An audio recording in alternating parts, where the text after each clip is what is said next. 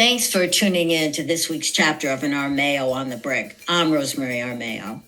Well, as if we could talk about anything else, I want us to continue mulling over this week, that drubbing that the Dems took on Election Day. You know what bothers me the most? I've decided it's that Donald Trump got away with it. He really is the winner he's always boasted about being. He's gotten everything he ever wanted. Riches, women, I'm not even counting the ones he just grabbed. World power, influence, total control of the federal bureaucracy. He's going to slither out of all of those legal problems without punishment, without an accounting. He runs the GOP party. He calls all the shots, so much that he really can wreak vengeance on anyone he perceives as a rival or an opponent. I always hated that Bible story of Job because it just seems so unfair that all these bad things happened to one hapless guy who didn't really do anything wrong. And I hate the Trump victory for the same reason. All these prizes going to one guy who didn't really do anything good that I can see. You just want karma to be real in these days. But that is the reality, and it's the test that Democrats are facing. They need to come up with a strategy for challenging MAGA politics over the next few years and winning back loyalty from people who spurn the party very clearly this month. First up to talk about all this, I have Michele Salcedo. We used to work together at the Sun Sentinel in Florida several years ago. She's just a terrific reporter. She's a past president of the National Association of Hispanic Journalists. And a lot of my questions today are about Hispanics, voters, and journalists. So, Michele, let me have you jump in here. Do you think Trump is going to be good for the Latino voters who did support him? I think they're certainly hoping so.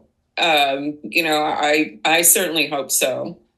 The Latinos who went for Trump went for him were primarily blue collar voters, and they primarily voted for him on the economy. Despite all of his insults, despite all of his proposals for deportations, despite all of his rhetoric, his inflamed rhetoric, they really cut past all of that because they felt that he would improve the economy. And a lot of Latino voters are still in blue collar jobs. I mean, let's just look at Las Vegas, for example. They're the bartenders, they're the waiters, they're the waitresses, the ones who are vacuuming the floors, the maids, the croupiers, the people who make everything work. Yeah. Right. They make everything work. And not only in Las Vegas. And certainly in Las Vegas, when the pandemic shut down all the hotels, they really took a hit. And they continue to feel that hit. And I think that's true for a lot of Latinos around the country. And that's one of the reasons that they voted for him. So if Trump is good for the Latino voters who supported him, he will give them what? A stable economy, lower inflation, higher wages. Is there even a criteria of what's been demanded of him? I'm not sure. I think all of the above. The interviews that I've seen with Latino voters and people I've spoken with, they want a more stable economy, and most of all, they want a brighter future for their children. Yeah, they that makes want sense. Their children to be able to achieve the same kinds of things that they achieved when they came to this country 30 or 40 years ago, for those who are more recent immigrants. But let's not forget that Latinos have been in this country before this country was a country. I mean, Latinos have been in this country for 500 years. And their economic fortunes range from those blue collar and even manual laborers to people who are very, very wealthy. So yeah, there isn't just one kind of Latino. No, the Latino vote, and I think this was one of the mistakes that the Democrats made. The Latino vote is not monolithic. There are 23 different countries that people from 23 different countries make up the Latino vote. And the reasons that they came here are varied. Not to mention the people of Mexican American background who have been here, as I said, for some of their families for 11, 12 generations. Yeah.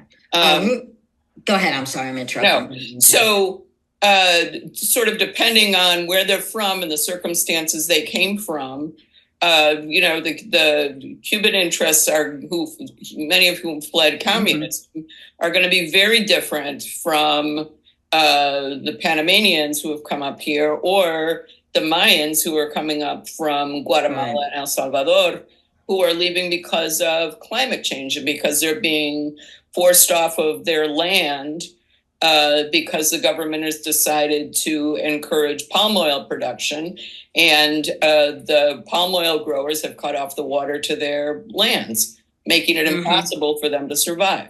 So those interests are going to be very different, and Democrats have to look at the Latino vote as a mosaic, because that's really what it is. Right, rather than just assuming they're going to, Ruben Galega, who did win in Arizona, he's the new senator-elect, and his theory is that Ivy League Latinos misled Democratic leadership, that rich Latinos, so in other words, one part of that mosaic you're talking about, misled them about how to go about the Latino outreach.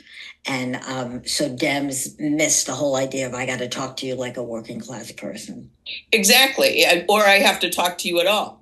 Right. There's still this idea left over from the 60s and 70s that all I have to do is embrace la causa, is embrace the cause, and we've got you.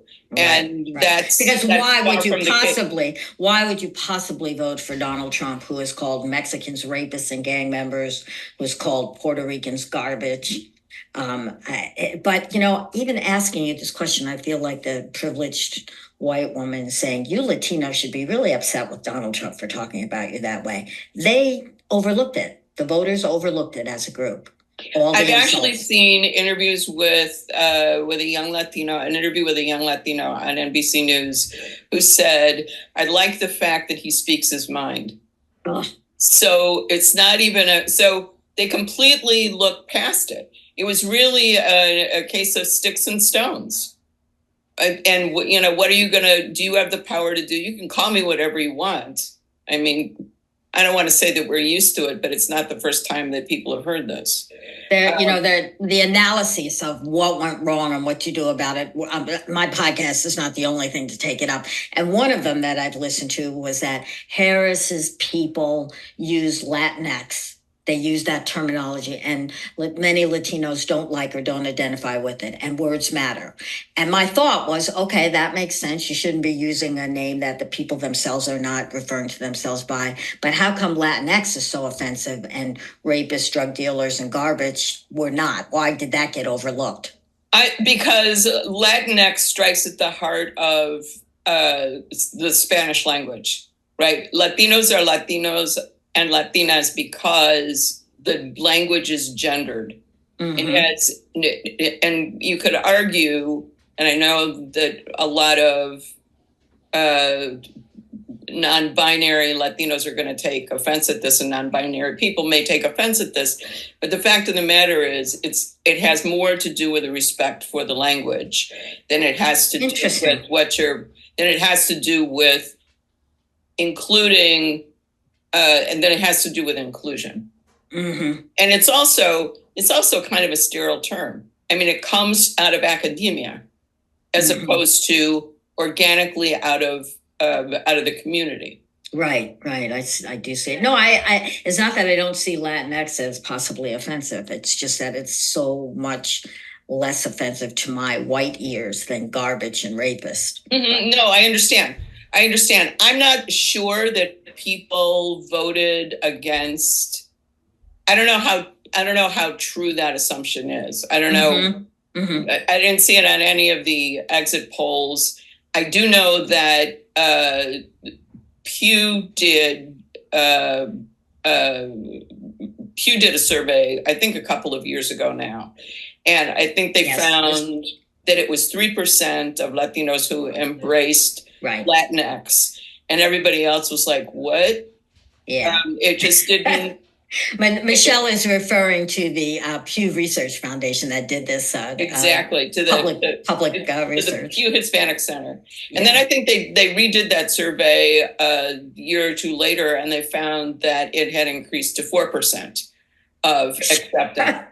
Yeah, not a groundswell. No, not a groundswell. Yet, you go to galleries, museums, all of the institutions, all of the white institutions who are trying to be inclusive. Mm-hmm. And what's on the little descriptions? Latinx. What are the name of the exhibits? Latinx. So it's a way. I think in some ways it's a way for people who don't really understand the Latino community, but who are interested in outreach and in seeming to be inclusive, to offer this. So that actually is kind of explanatory. Latinx played into this whole idea of Democrats as being into woke and totally into identity politics and not caring about the basics, which is jobs and deportation. I'm not even sure that Latinos really care about deportation. If you want, that's my next question. So let's hear about this. There is unfortunately, there's really kind of an us and them. It's like when we came, we came for honorable reasons, and we came because we didn't have a choice, and we came and we worked hard and we became citizens, and here we are. But those people coming in, those people are criminals, and they're fleeing crimes in their own country, and they're, the list is long. Wow. They're different than us.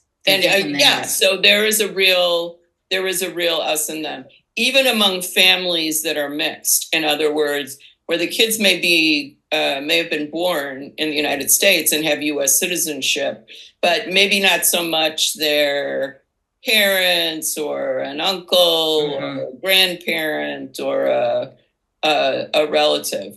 But because the people who are citizens are working hard and paying their taxes and not getting involved with the law, they feel that somehow they're going to be shielded and they're going to be exempt, and that extended family is not going to have a problem.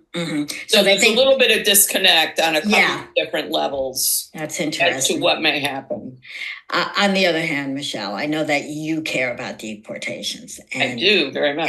And the indications are that it is going to be as brutal and widespread as Trump has promised. The people he's lined up in his cabinet, his embrace of the 2025 proposals on deportations is so sweeping that we have to take seriously something big is going to happen. Do you have predictions of how this will be, how it will proceed, how feelings within the Latin community might change when it's underway? Can you foresee? Look into a crystal ball, please, for me. I think that, I can tell you that there's a house on my street where a group of Central Americans live. I have seen them once since the election. Wow. Once. Wow. There are reports that people are closer to the Mexican-American border. There are reports that people are already going underground. Right. Deep underground. Right. So far underground that their families in their home countries have not heard from them since the election. And when they do hear from them, they're using burner phones. Wow. So that fear is there, and that fear is real. On the other hand, I think it is going to be, no matter how zealous Tom Homan and Stephen Miller may be about rounding up at least 11 million people and packing them off to wherever they're going to pack them off to, it's going to be extremely difficult to do that. Mm-hmm. Even with procedures that Biden put forth, that allow for deportations without court hearings, the immigration courts have a backlog of 3.7 million cases. There are 700 judges to hear those cases. Mhm. So even starting today, if all the paperwork were done and all the cases were filed, it would take, it's going to take a long time for that process to play itself out. Now, I don't know what's going to happen. Maybe Trump's going to try to issue an executive order in order to expedite all of this. We'll, see if that, we'll see how that fares in court. But there's also, it's not like these folks are sitting around drinking beer all day. Right. They work, and they work Right. darn hard. And these are the folks who pick the crops that put the food on your table, and who clean the offices, and who take care of our kids, and who clean, who butcher the chickens and the cattle and cut it all up so that it appears nice and clean and blood-free in our supermarkets.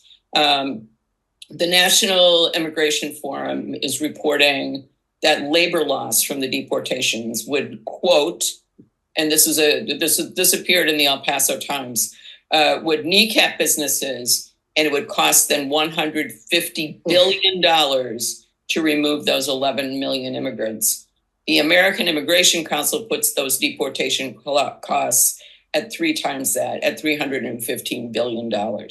So it's going to be, for people who voted for Trump for the economy, if this policy is put into effect, it's going to have a significant blow to the economy. And we're going to be hard pressed to fill those jobs. First of all, because picking crops is very difficult, and it is a skill. It's labor, but it's also a skill to pick those crops as fast as you need to pick them in order to get them into the stores in a timely manner. Exactly. And there's also a consideration for U.S. citizens.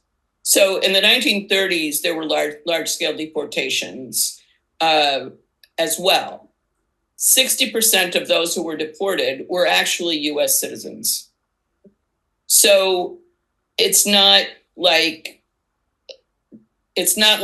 only the people that some feel need to be deported will be kicked out of the country. Right. If you pick up anybody with an accent, you're going to end up with citizens being deported. Or dark skin. Or dark skin, right. And Stephen Miller, unless he's come up with some diabolically brilliant plan to screen out citizens, is likely to be caught up with this problem. And that's a legal nightmare, too.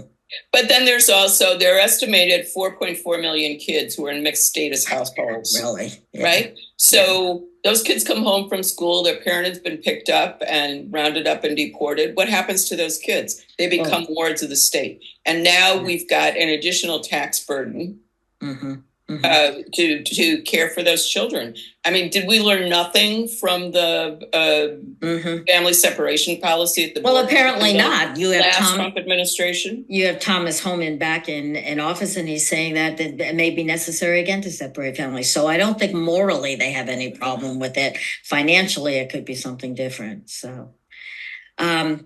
Let me ask you, you're not just a Latina. I didn't just ask you on for that reason, Michele, or that you're my friend, but you're a woman and a journalist. So double-edged question here. How do you feel about women's vote, which was also overwhelmingly in support of Trump, except for Black women? And how did women or men or anybody do in the press covering this election and the Latino community? The Latino community is always chronically undercovered. We're covered when a Latino commits a crime. We're covered for immigration, even though 68% of Latinos are born in the U.S. We're allegedly all foreign born, not to mention have been here for 500 years. We are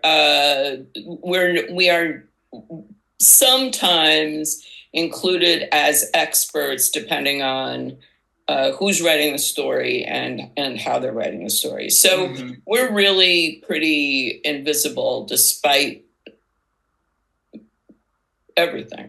Despite our contributions to the economy, which is in the trillions, actually, despite our contributions to the social security system, because, and especially for undocumented immigrants, they pay into that social security system and don't collect it. Yeah, they never collect it. That's another huge hit that we're likely to take with mass deportations. Exactly. So the coverage of, and during the elections, I mean, there's been tremendous scrutiny of the Latino vote in this election because, surprise, surprise, Trump peeled off a sizable number. Most Latinos, in fact, voted for Harris. But Russell Contreras at Axios did a meta survey of exit polls going back 50 years and found that the magic number was 64%. In other words, a successful presidential candidate has to win 64% of the Latino vote in order to get into the White House. Interesting. That did not happen. I believe that Kamala Harris ended up with, I want to say, like 58%. Yeah. So she fell significantly short, and you can't go in. You can't. There was no way that she was going to win without that support. So Trump peeled away. I think in one report I saw something improved his standing with Latinos by something like 14 points among men and 8% among women. So the question is whether the Democrats can win that vote back, or whether that is permanently in the Republican camp. I don't think it is. I think it's still I think it's a fluid population, and again, because the Latino voter is so diverse, different segments of the Latino vote, different issues, and the way those issues are handled appeal differently to different sectors of the Latino vote. I frequently said that one of the joys of doing a podcast is I get to introduce to my listeners the very cool and knowledgeable people that I've come to know in like 50 years of being a journalist. You're listening to one of them. This is Michele Salcedo. We worked together in Florida years ago, and she is a past president of the National Association of Hispanic Journalists, but she's covered communities of color for like 35 years, Michele, right? She knows she knows what she's talking about here. So speaking of Florida, is it a bright spot that a well-known Latino will be our next Secretary of State? It looks like Marco Rubio. You know him from Florida, and you know him as a prominent member of your community. Well, Marco Rubio is a hawk. He's served on the Senate Foreign Relations Committee for a number of years. He certainly has the background, but not surprisingly, he is considered a hardliner. So he considers Iran a terrorist state. He opposes a ceasefire in Gaza. He sees China as a threat to the United States. He's urged a swift conclusion to the war in Ukraine.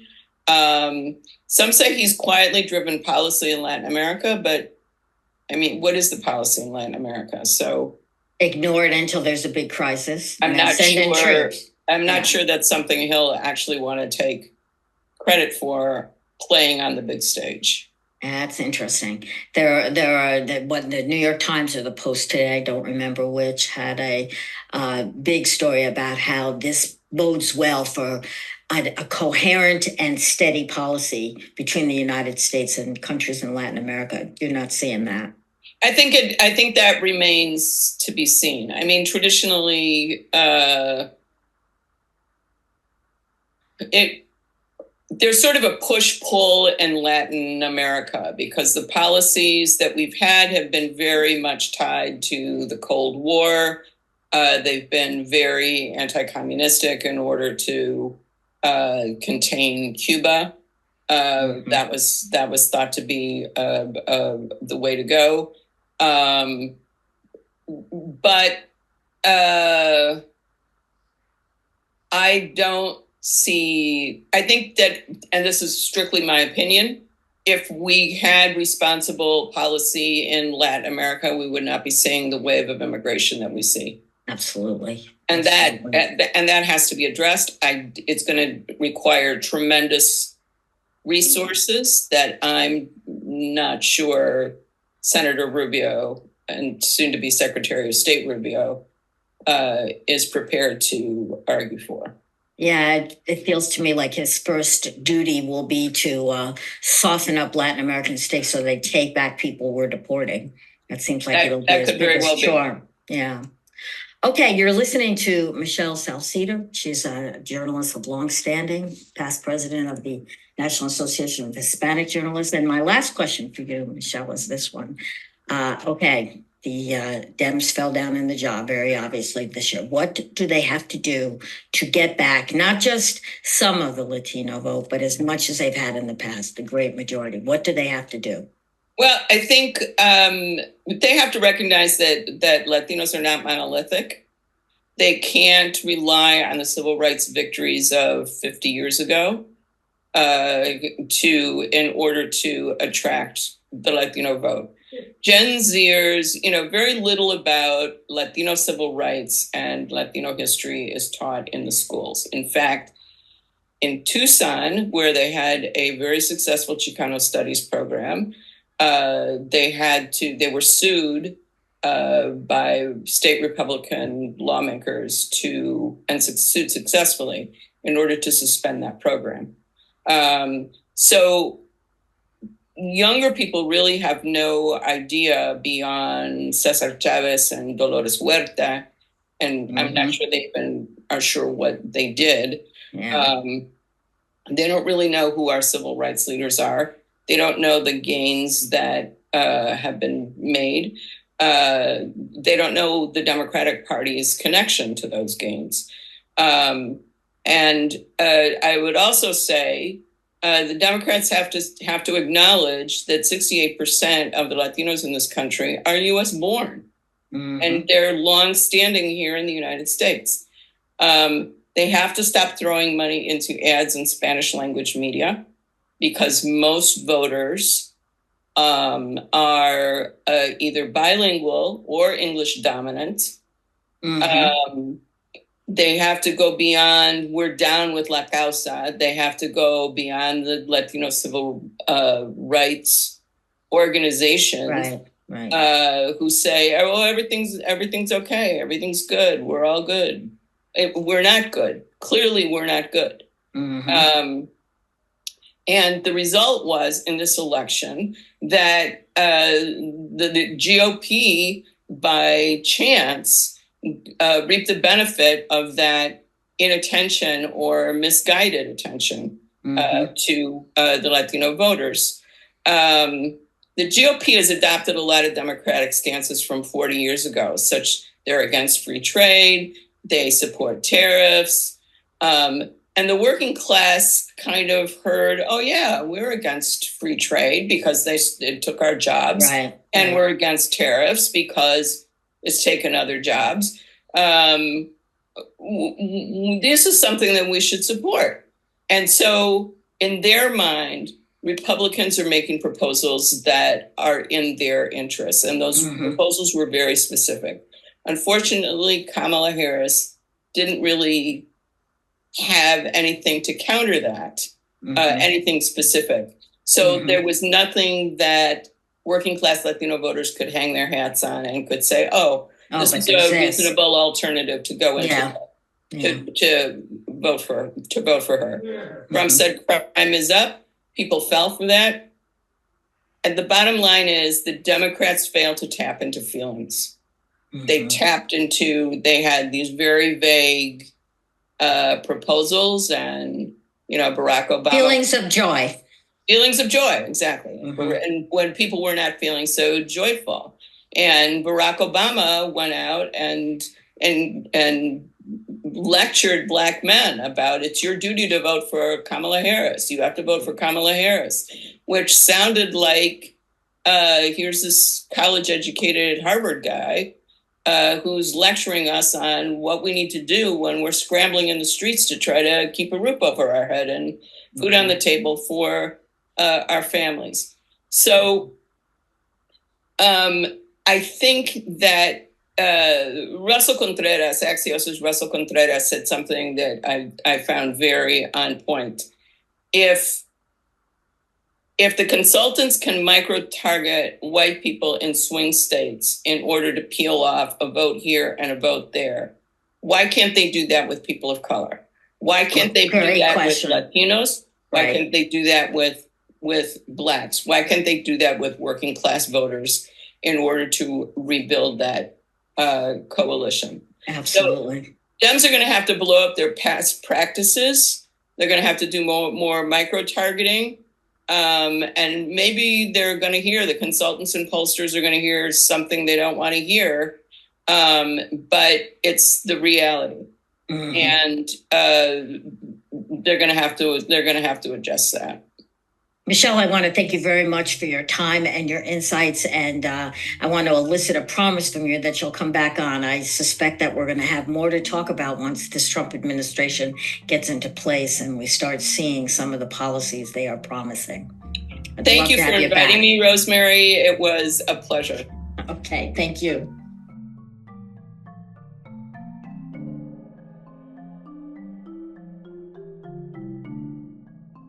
As always, I am so grateful to you for listening to On the Brink. I'd be more grateful if you would also subscribe to the podcast on the platform of your choice and give it a rating. We're trying to grow our listener base and our sponsorship list, and I thank you for your help.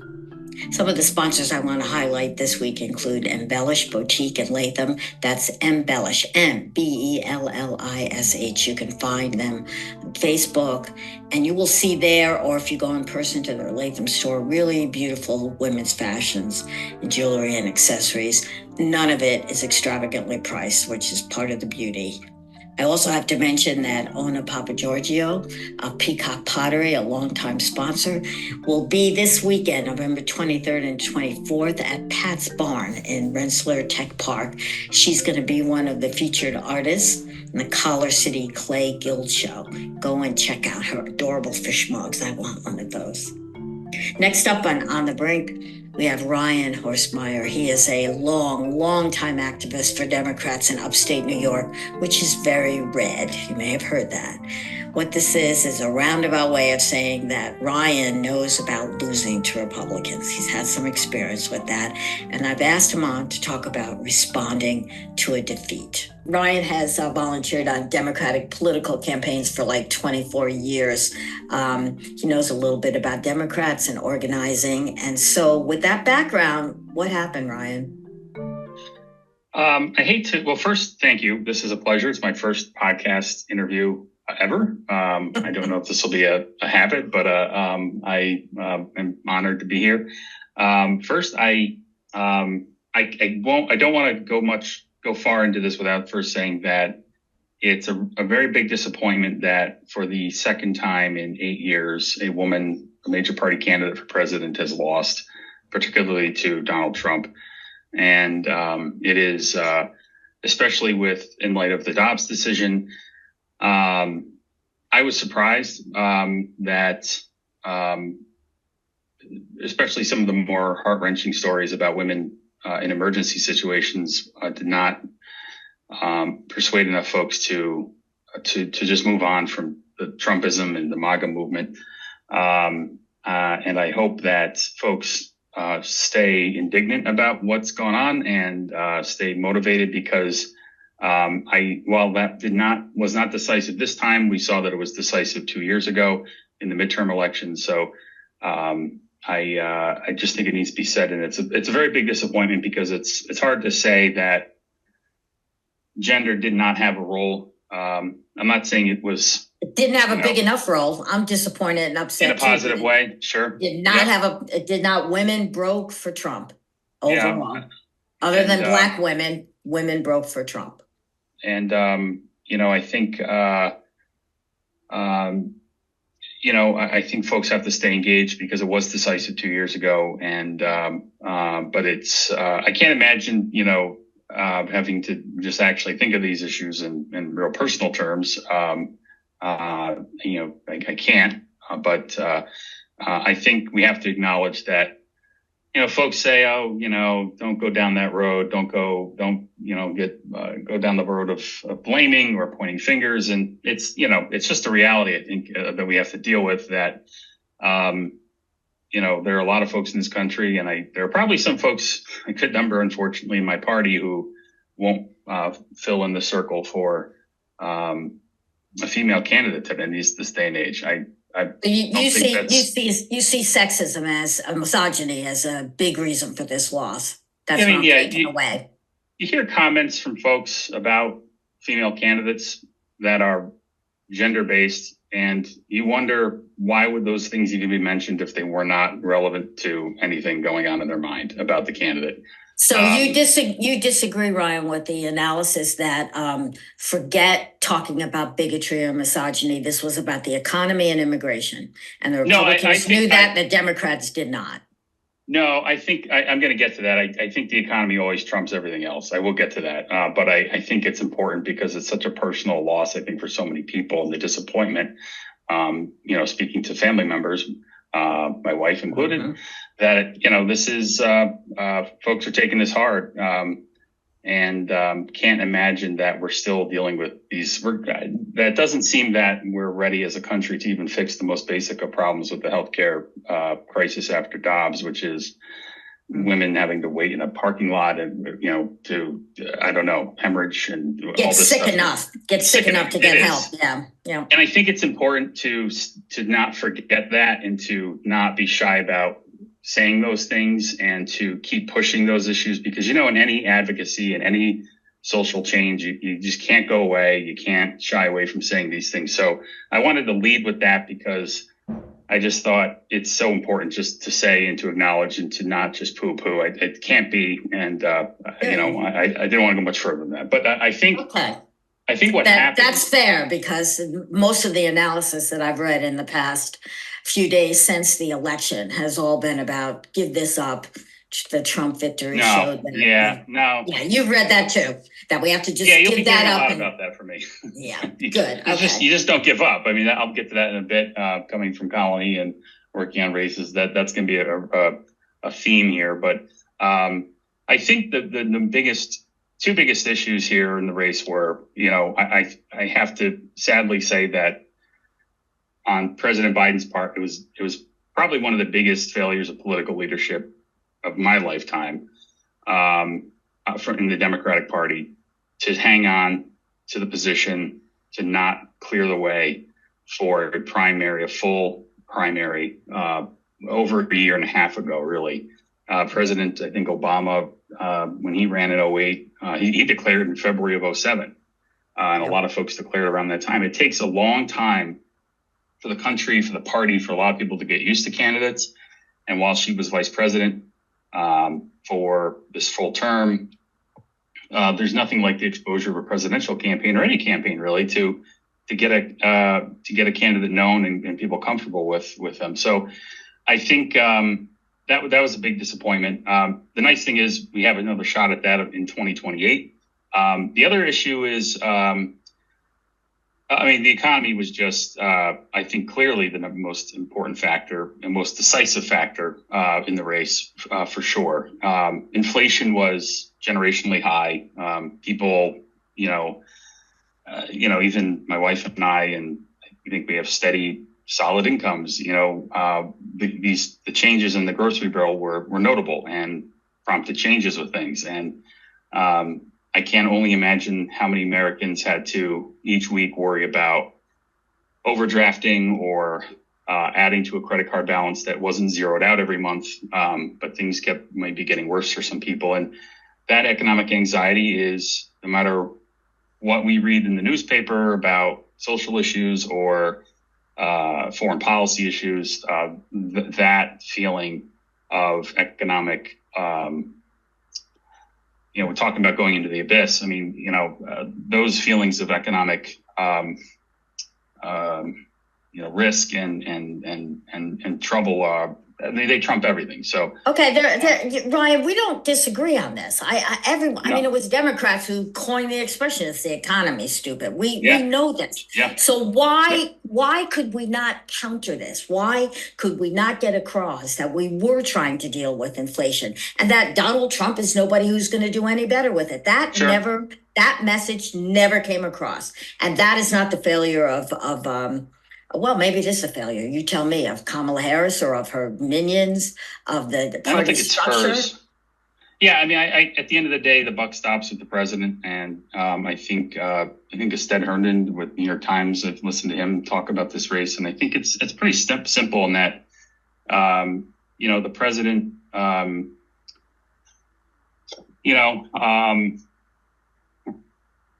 any campaign is exhausting if you're going to do it correctly. And it is the hardest thing you'll do.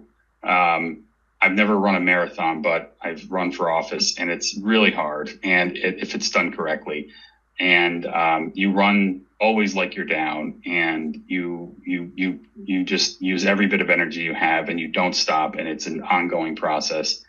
And I think the stories coming out about the president were that he, worked maybe 6 hours a day, needed rest during the day. I think he relied heavily on White House speeches for communicating, and it's not going to do it. In 92, that campaign where "It's the economy, stupid" was coined by James Carville.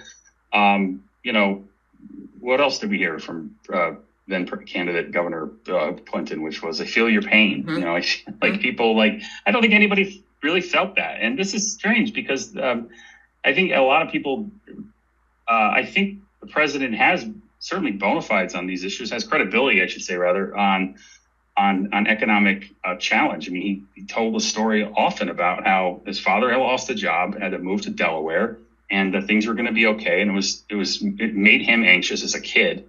And he knows. So the fact that that it didn't break through, I don't know I don't know, Rosemary, if all the visits to kitchen tables in the world or grocery store lines or parking lots where he could talk to people about these things and, tell them exactly what he was doing and truly listening. I don't know if that would have done it, but I know that, I know that it didn't seem like the effort was made. And I think, at the end of the you're continuing to blame, and I'm not saying he doesn't deserve a lot of it. You're blaming Biden. I want to look at the party.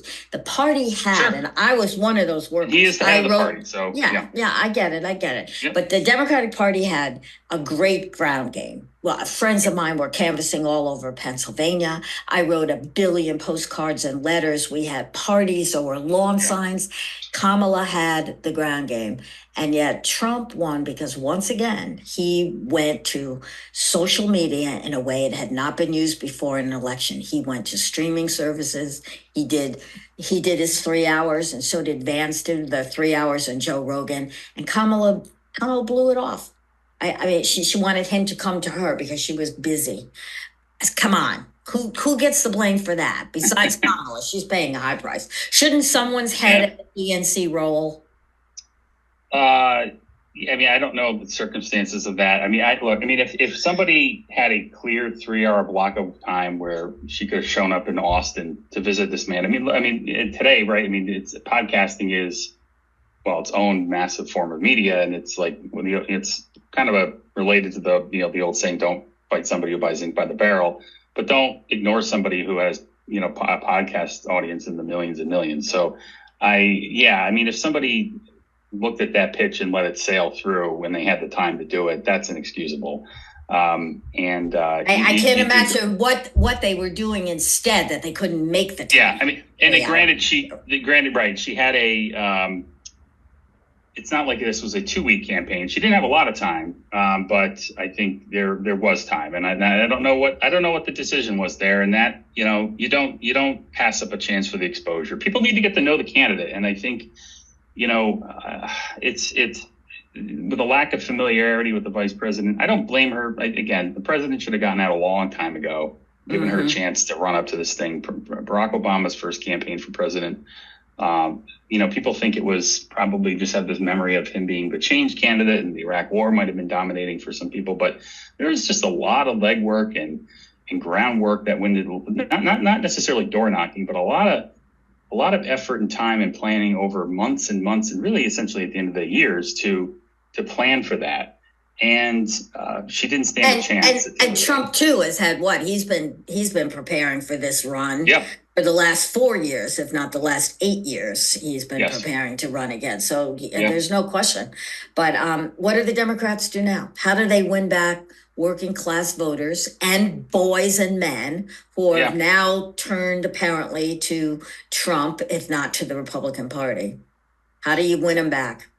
Yeah, the message is there. The party, it's not like the party doesn't stand for this. This has kind of gotten me upset. When you've been into the beginning, you haven't talked to any Republicans yet. I haven't either. It's hard to listen to folks who might. No, I got to get the gloating over with. I'm trying to be a good loser to model the good loser thing that they don't have at all. But no, I can't handle that.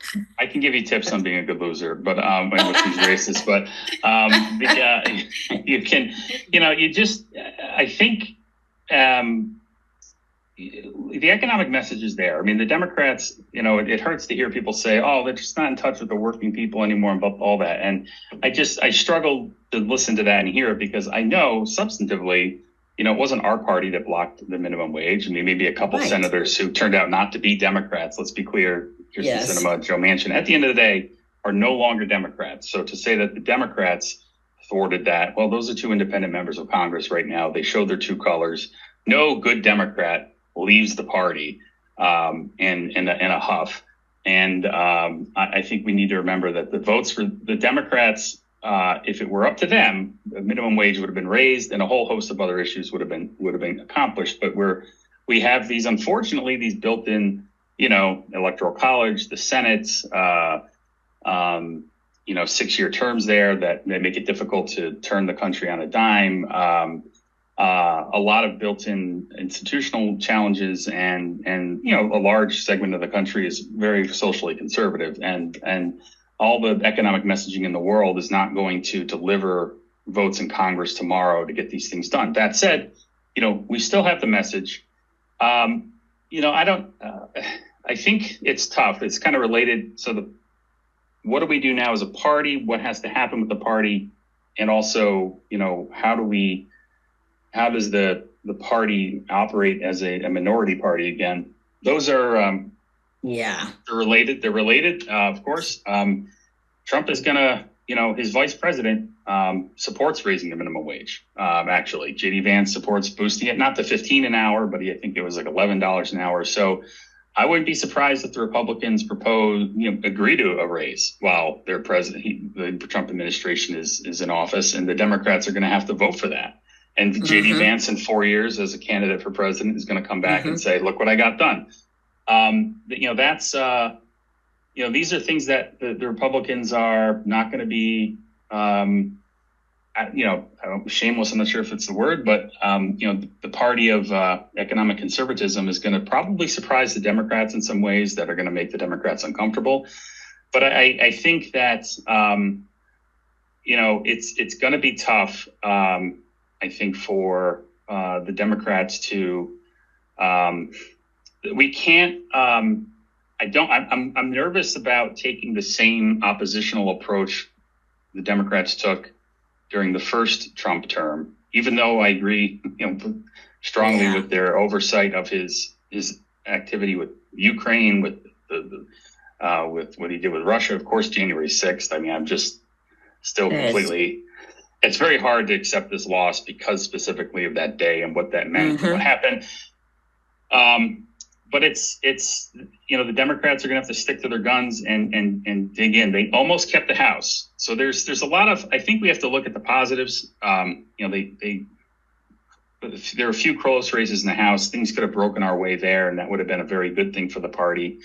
But and for the country. And for the country too.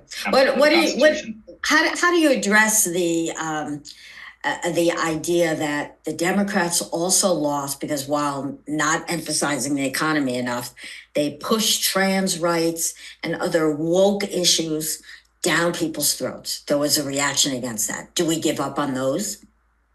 The one thing that I knew this, well, obviously if you were in the, Albany TV market, we are not a swing state, but we still were getting those national ads. I think the campaigns were running out of local spots in Pittsburgh and Charlotte and wherever. So they had to start buying the national spots for TV broadcasts, for sports broadcasts. So that's why we started seeing all those things, because everything was wall to wall political.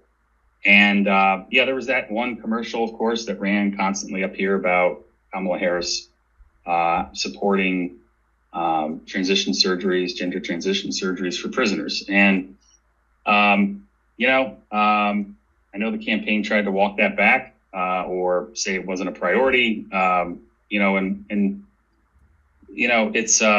like, how do you say how does anyone say, we got to go easy on civil rights? It's like, I don't know how you can stomach that. It's really hard. I mean, I'm learning about the issue myself and meeting people and getting to know people who are going through gender transition, who are transgender. And I've learned a lot just in the last 2-3 years about these issues. And so I'm not one to I don't know. It's hard for me to just be so ruthless as to cut somebody. I just can't, I'm not sure how a party can. And how do you message that to the public that, look, well, we stepped away from those guys or those folks? Like, what do you are those people? I don't know. How do we convince people that we are no longer woke, no longer for them, they, them? I'm uncomfortable with that. And I think Harris, a couple of things. Again, if she had more time as a candidate, there might have been a way for her to allay concerns with that particular questionnaire she filled out 4 years ago. Should she have filled that questionnaire out that way 4 years ago in the first place? I mean, I'm not sure people are ready for some of these policies, but let's remember the Supreme Court during the Trump era, with one of his judges, extended workplace gender protections to transgender people, which was a big complaint from some folks. But so progress is being made. I don't think Democrats should be so. I gotta be careful just walking away from your friends. I'm not sure how to navigate that, honestly, Rosemary. I know people are skittish about things, but we're talking about human beings here who are making a very difficult decision about who they are. And, I think advocacy there needs to, step up. Perhaps the way it's addressed is and it's weird when you mention the Democrats get tagged with these issues.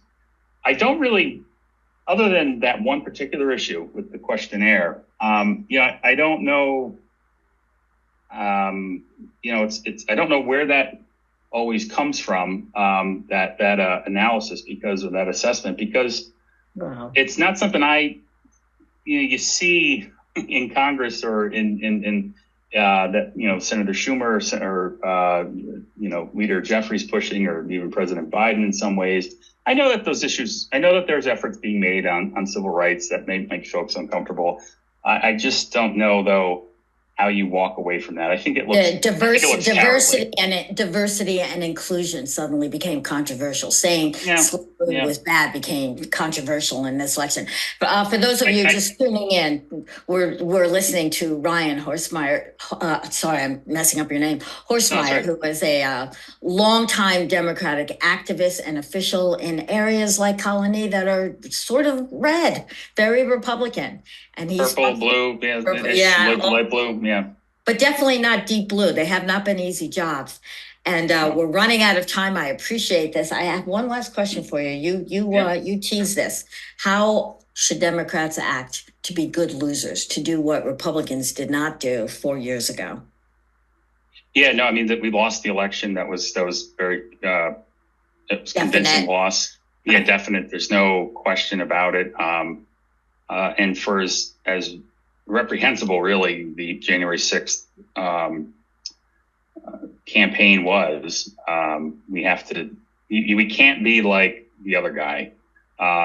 And I'm not sure if Timothy Snyder, the historian about, how to fight tyranny, all that.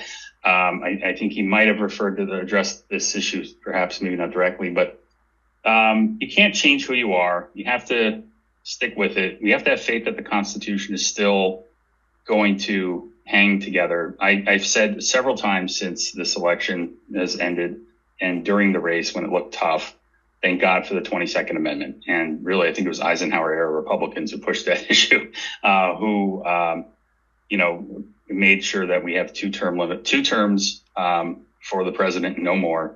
And that forces the country to refresh and renew, which is a great opportunity for the country. And, I think there's a lot of frustration about, we're always looking for the next great leap forward with, we had the Great Society, we had the New Deal, we had ACA under President Obama. We had a lot of great success under President Biden.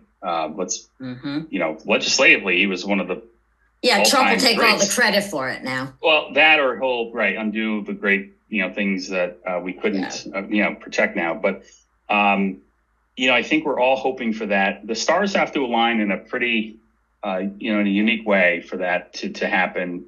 It happens almost once every generation or two, it seems, that we get those opportunities. So I think folks need to take time to, I think, deal with this. This stinks. This really stinks.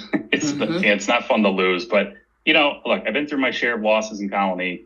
We have an enrollment advantage in Colony now, right? But we've had it for a while. Our even year candidates, when people vote, our Democrats get out.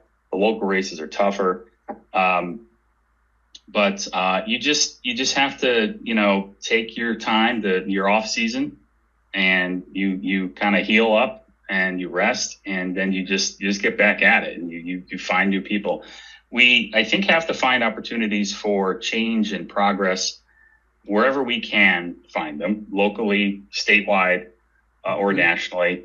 New York's a big place unto itself. If it were a country, internationally, our economy would rank quite high, but not, maybe not California high, but we would be, compared to Europe and to these other advanced economies, we are, as a state, a singular force. So, there's a lot of activity here and a lot at stake just in New York that we need to pay attention to. And these countries that maybe some of us envy over in Europe for their, high quality of life and other parts of this world, we don't hear about the drama of their national politics. Those folks, their politics, I don't know how they operate necessarily, all the time, but, the folks there put their head down, get to work, and keep building their community and their state in the vision that they have to make things a better place. You can find purpose in that and strength and success. New York is a progressive place. I think we should look at in states, Trump won some states where we won Senate races. Trump won states where reproductive right constitutional amendments were passed. The Equal Rights Amendment in New York, despite everything we heard about, people bugging out about sports and all this other stuff, just to scare people, it passed overwhelmingly. And those are the things you can find. Hold on to. You have to hold on to them. Right? Yeah. And inspiration and work toward, and just, get back at it, get back on the horse, get involved locally, keep doing the postcards, keep doing what you got to do, and hope that, look, this is going to be an interesting 4 years. JD Vance has an advantage. We got to keep an eye on these guys, but and they're going to do things that are outside the box, and they're going to, I didn't maybe finish this thought earlier, but, they're going to, confound us and surprise us perhaps in some ways. We got to be ready for that. But we just got to keep at it and prepare for the midterms, and keep building for what's ahead and get ready for 2028, and make sure that we don't miss the chance again to, our communications. I'm not a messaging expert, but, the way our next presidential candidate talks on the campaign trail, needs to be more engaging, more authentic. Whether it's Bernie Sanders or Pete Buttigieg, they're both very effective at, I think, connecting with people about real life concerns and how government can fix them. The messaging for the next campaigns, it has to be better. And the candidates, we have a great bench, and we're going to have a great primary in 4 years. A lot of work though has to go in before then, and you just got to stay at it. Just got to stay with it. We are listening again to Ryan Horstmyer. He's the first of two guests we're going to have today talking about what the Democrats do after the loss again to Trump. Breaks my heart to even have to say that aloud. Thank you, Ryan. Appreciate you. My pleasure. My pleasure. Okay. Thanks, Rosemary.